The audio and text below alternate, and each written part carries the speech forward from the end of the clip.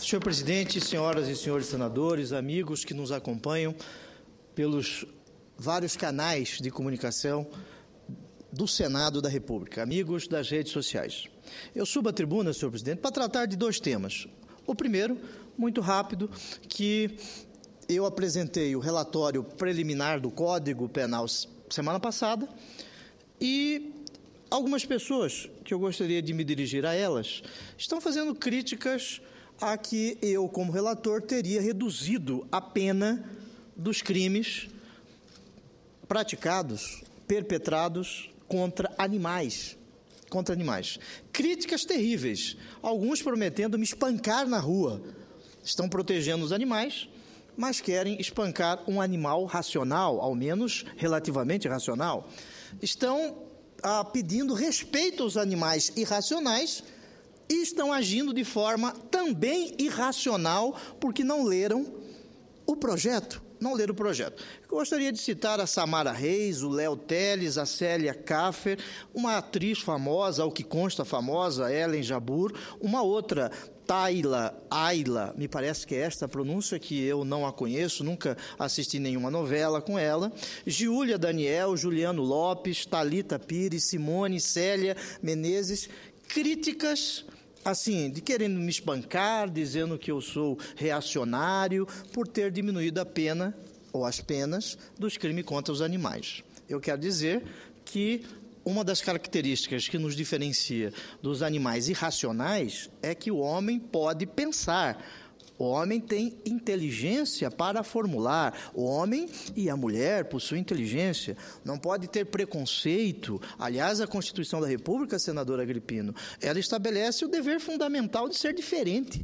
Olhar o outro com os olhos dos outros. Portanto, uma das nossas diferenças com os animais irracionais é justamente que nós possamos ter a razão como instrumento de nossas atuações. Em nenhum momento foi diminuída a pena dos crimes praticados contra animais.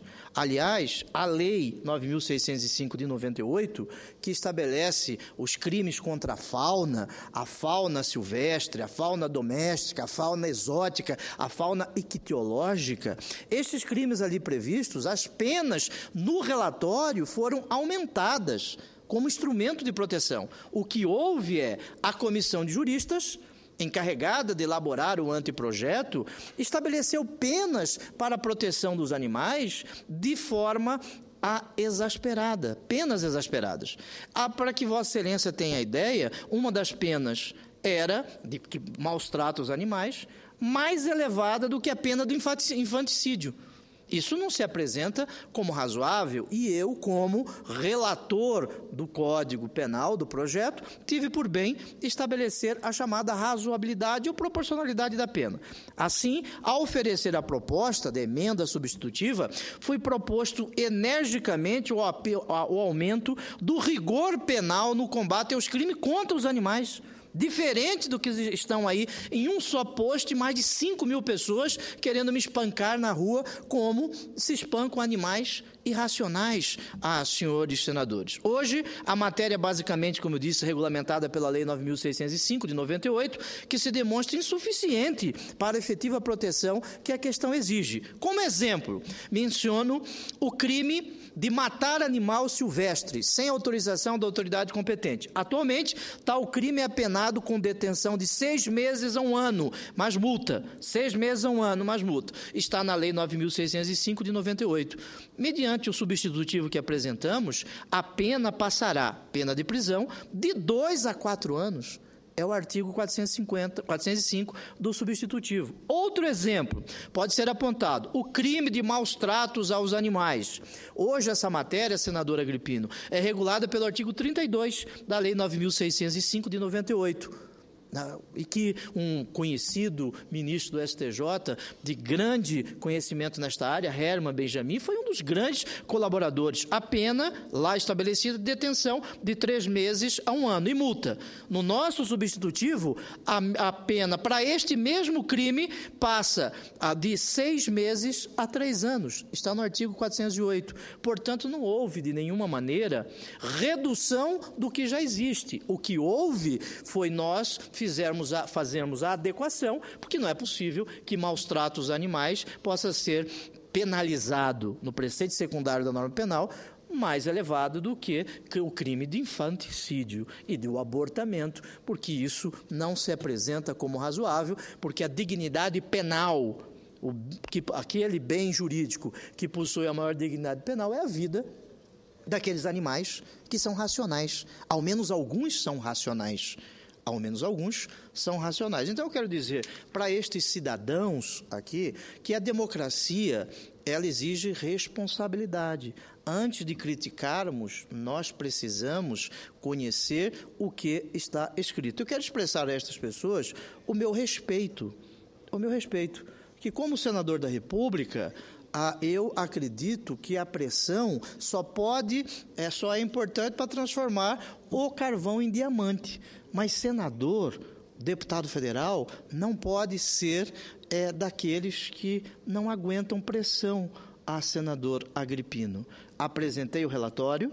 As penas para os crimes de maus tratos a animais são penas mais elevadas do que que estão estabelecidas hoje na Lei 9.605, mais elevadas, como aqui eu citei algumas. E a estas pessoas que estão agindo de forma irracional, a elas eu expresso o meu total respeito, porque na democracia, até pronunciamentos irracionais, eles devem ser respeitados. Muito bem. O segundo tema que aqui eu venho tratar é um tema paroquial, mas, por ser paroquial, não significa que seja desimportante. Eu quero tratar da educação no estado de Mato Grosso. Dia após dia, estamos a demolir o chamado Estado Social, o estado do bem-estar social. Falo daquele estado que aponta para o futuro, promovendo políticas e regras voltadas para a igualdade e para a diminuição das diferenças entre os cidadãos. Aquele estado que trabalha para se aproximar daquilo que chamamos de sociedade de semelhantes, para que cada ser humano seja considerado e respeitado. Repito, para que cada ser humano seja considerado e respeitado. Ele precisa ter uma vida digna, não pode ser transformado em mero objeto do Estado, porque o Estado existe em razão do cidadão. Quando falamos em dignidade da pessoa humana, pressupõe-se algumas condições básicas de existência, dentre as quais a educação está inserida. E não há que se falar em educação sem pensar num dos principais atores envolvidos no processo educacional, que são os professores. Lamentavelmente, nesta segunda-feira, dia 26 de agosto, os professores das escolas públicas do estado de Mato Grosso, estado que eu aqui com muita honra represento, estão em greve há 15 dias, senhor presidente. Estão em greve há 15 dias. A insatisfação quanto aos salários defasados, ambiente de trabalho inapropriado e baixo investimento efetivo em educação são apenas alguns dos fatores que construíram um sentimento comum, que culminou na paralisação de 36 mil profissionais e que deixou cerca de 430 mil alunos fora das salas de aula. Repito, 36 mil profissionais e que deixou cerca de 430 mil alunos fora das salas de aula. E qual seria a razão desta insatisfação, senhoras senadoras, senhores senadores? As reivindicações são novas, cidadãos do estado de Mato Grosso que nos acompanham pelos instrumentos de comunicação desta casa. Na pauta, os professores exigem reajuste salarial em 10,41%, dobrar em 7 anos o poder de compra da categoria, hoje considerado o poder de compra um dos menos valorizados do serviço público mato-grossense. A aplicação dos 35% dos recursos na educação, como prevê a Constituição Estadual. Viabilizar maior transparência na aplicação dos recursos educacionais. Integralizar o piso salarial. Aplicar a hora-atividade aos professores contratados. Dar posse aos classificados no último concurso público para a área de educação. Melhoria na estrutura das escolas. O movimento ganhou força e, na semana passada, os professores também das escolas públicas de Cuiabá entraram em greve das escolas públicas municipais para reivindicar reajuste salarial. A categoria municipal, que já recebeu reajuste de 6,97, luta agora por mais 4% de aumento, o que representa um reajuste somado de 10,9%. Nós confiamos no prefeito Mauro Mendes, que tenho certeza vai resolver este impasse. Senhores e senhoras senadores, eu conheço muito bem esta sensação de indignação dos professores. Também conheço a realidade dos alunos das escolas públicas. Afinal, fui aluno de escola pública e a minha mãe aposentou-se como professora, senador Álvaro. Do ponto de vista do aluno, sei o que é ter raiva de querer e não poder ir à escola. Facilmente se ouvia. É culpa dos professores que entraram em greve. Se por um momento cheguei a concordar com esta afirmação, logo passei a discordar. Desde criança eu já pude entender, a culpa não é do professor. Cresci assistindo minha mãe cercada de um arsenal de trabalho que ela levava para casa. Eram diários de classe, planos de aula, elaboração de atividades, provas, trabalhos, correções, projetos, lembrancinhas para as festas de datas comemorativas. Ou seja, depois de cumprir sua jornada de trabalho, se submeter muitas vezes a situações de violência moral e até mesmo física. Os professores não deixam de trabalhar. E o salário?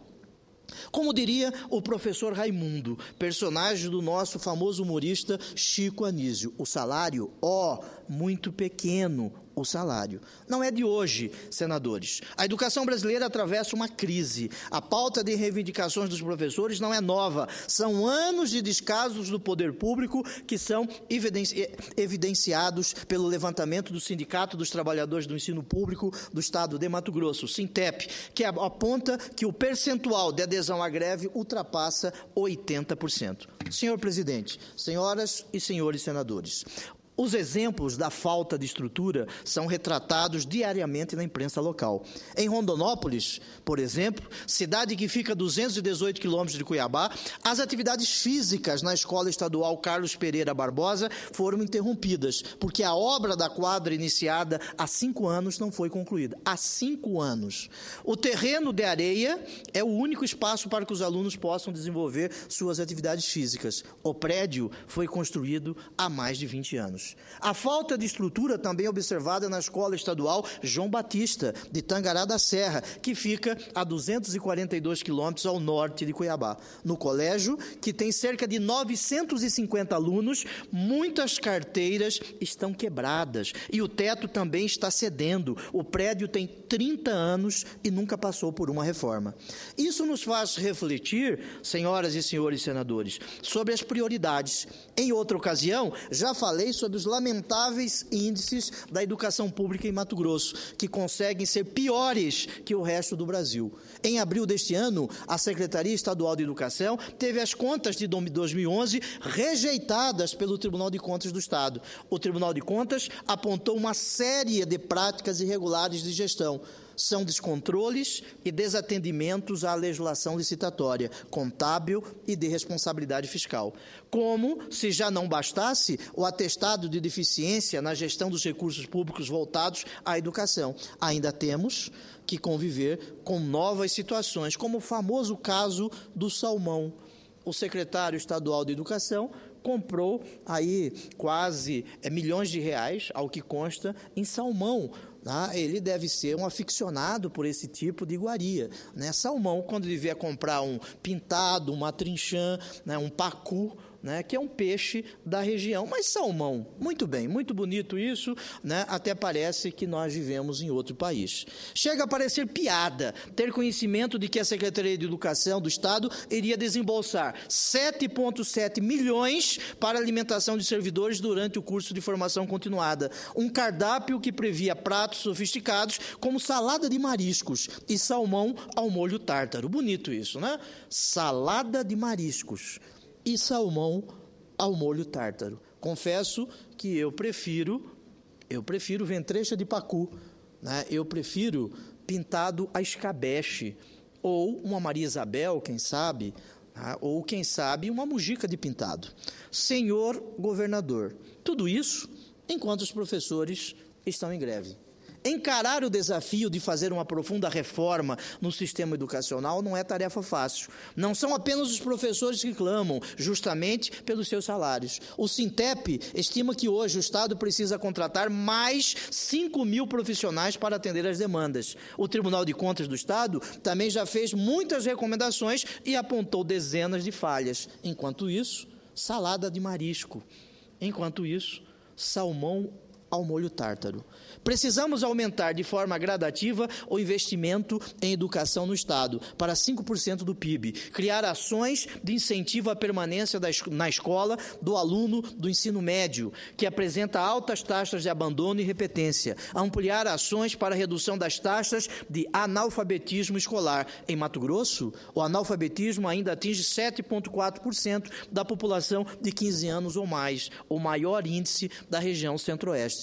Entre os jovens de 18 a 24 anos, a situação é bastante grave. Apenas cerca de 30% dessa população é coberta pela escolarização formal. Precisamos ainda, de acordo com o Tribunal de Contas, criar grupos de estudos para definição de ações emergenciais e de caráter continuado em educação, que garantam uma evolução da qualidade do ensino nos seguintes indicadores: permanência de crianças de 4 a 17 anos na escola, taxa de conclusão do ensino médio aos 19 anos, anos de atraso escolar, escolaridade média em anos de estudo das pessoas com 25 ou mais anos, taxas de aprovação, abandono, evasão, repetência, reprovação no ensino estadual, qualidade da educação por meio da análise de desempenho médio na prova do Exame Nacional de Ensino Médio, o Enem, índice de desenvolvimento da educação básica, IDEB melhor, e número de docentes com curso superior no ensino fundamental. Amigos do Estado de Mato Grosso. O Estado que respeita os direitos fundamentais do cidadão continua sendo, como expressão de poder e organização fundamental da sociedade, importante para o futuro do nosso povo. Abandonar a educação pode significar o suicídio do processo de libertação dos cidadãos que ainda não têm acesso a essa garantia constitucional. A Declaração Universal dos Direitos Humanos, da qual somos signatários, afirma de forma expressa que a educação deve visar a plena expansão da personalidade humana e ao reforço dos direitos do homem e das liberdades fundamentais, e deve favorecer a compreensão, a tolerância e a amizade entre todas as nações e todos os grupos raciais ou religiosos. Nós estamos seguindo esse caminho? Penso que não. Tratar da educação hoje não significa apenas mudar a realidade desta geração.